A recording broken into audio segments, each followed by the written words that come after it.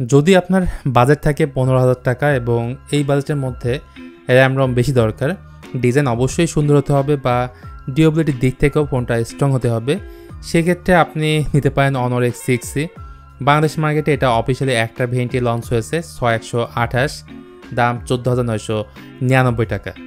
তো সব কিছু মিলিয়ে Honor X6C ফোনটা কেমন হবে, ফোনটার ভালো দিক খারাপ দিক সব কিছু জানানোর চেষ্টা করব এই ভিডিওতে। তো Honor X6C হাতে নেওয়ার পর বুঝলাম 5300 mAh লার্জ ব্যাটারি থাকলেও ফোনটা কিন্তু যথেষ্ট লাইট ওয়েট। এর থিকনেস হচ্ছে 8.39 মিলিমিটার এবং ওজনের দিক থেকে 199 গ্রাম।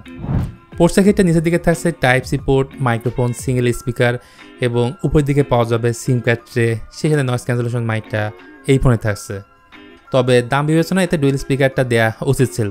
ফোনটি লক আনলক করার জন্য ডান দিকে থাকছে সাইড মাউন্ট ফিঙ্গারপ্রিন্ট স্ক্যানার। আর এই ফোনে হাইব্রিড সিম স্লট থাকছে, মানে দুটি সিম কার্ড ইউজ করলে আর মেমোরি কার্ড ব্যবহার করা যাবে না। তবে এই ফোনে আলাদা একটা বাটন থাকছে ফোনটার বাম দিকে, এটি হচ্ছে এআই মোবাইল অ্যাসিস্ট্যান্ট বাটন, যেখানে সিঙ্গেল ক্লিকে আপনার পছন্দের ফিচারটি সেট করে রাখতে পারবেন। তার থেকে বড় কথা, বিল্ড কোয়ালিটির দিক থেকে এই ফোনটা সেই লেভেলের শক্ত, কারণ এতে আল্ট্রা বাউন্স অ্যান্টিড্রপ টেকনোলজি 2.0 ব্যবহার করা হয়েছে।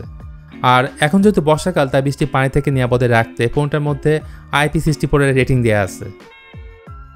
আমার মতো অনেকের কাছে এই ফোনের ডিসপ্লেটা ভালো লাগবে। HD+ হলেও সামনে 5 হোল কাট আউট আছে, যার ফলে ডিসপ্লেটা দেখতে বেশ ভালো লাগে। ডিসপ্লেটার সাইজ হচ্ছে 6.61 ইঞ্চ, যা 120 হার্জ হাই রিফ্রেশ রেটের।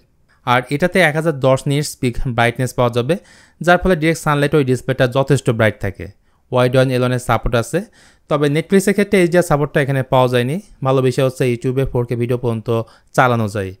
তবে ডিসপ্লে পরিবেশনের ব্যাপারটা নিয়ে একদম ক্লিয়ার কিছু বলতে পারছি না, অনলাইনেও তেমন কোনো ইনফরমেশন আমরা খুঁজে পাইনি।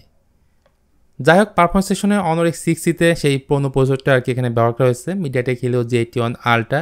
আসলে G81 Ultra পুরনো হলো আমি বলবো বেশ কাজের, অ্যাপ ওপেন ক্লোজ থেকে শুরু করে মাল্টিটাস্কিং ভালো মতোই হ্যান্ডেল করতে পারে।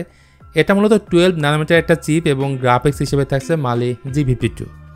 বাংলাদেশ মার্কেটে এই ফোনটা একটা ভেরিয়েন্টে লঞ্চ হয়েছে 6128, র্যামের টাইপ হচ্ছে LPDDR4X এবং স্টোরেজ টাইপ হিসেবে থাকছে UFS 2.1। By the way, Honor এই ফোনের একটা ভালো দিক হচ্ছে তাদের সফটওয়্যার এক্সপিরিয়েন্স। এটার অপারেটিং সিস্টেমে রয়েছে ম্যাজিকওএস 9 বেসড অন Android 15। ম্যাজিকওএস কতটা অপটিমাইজ আপনি ইউজ না করলে হয়তো বুঝতে পারবেন না। এবার তাহলে আসা যাক এই ফোনটার ক্যামেরাতে। রিয়ারে 4টা ক্যামেরা মনে হলো, আসলে আছে 2টি ক্যামেরা। এর মধ্যে একটা হচ্ছে 50 মেগাপিক্সেলের প্রাইমারি সেন্সর, আর পরবর্তী সেন্সরটা হচ্ছে একটা QVGA। আর ফ্রন্টের দিকে থাকছে মাত্র 5 মেগাপিক্সেলের সেলফি ক্যামেরা। এই ফোনের ক্যামেরা কোয়ালিটি সব দিক থেকে বলবো মোটামুটি। যদি প্রপার লাইটে ছবি তোলেন তাহলে ছবির কোয়ালিটি আপনারা ভালো পাবেন, যেখানে HDR ব্যালেন্স ভালোই, কালার অনেকটাই ন্যাচারাল, তবে শার্পনেস অনেকটাই কম মনে হয়েছে। এক কথা, যারা শুধুমাত্র ক্যামেরার কথা চিন্তা করে ফোনটা কিনবেন তাদেরকে আমি বলবো এই ফোনটা না কেনাই ভালো। আর ভিডিও ক্ষেত্রে ফোনটার বোথ ক্যামেরা দিয়ে ভিডিও রেকর্ড করা যায় সর্বোচ্চ 1080p 30fps-এ। আর EIS বা OIS কোনো কিছু না থাকায় স্টেবিলিটির যথেষ্ট ঘাটতি ফিল করবেন।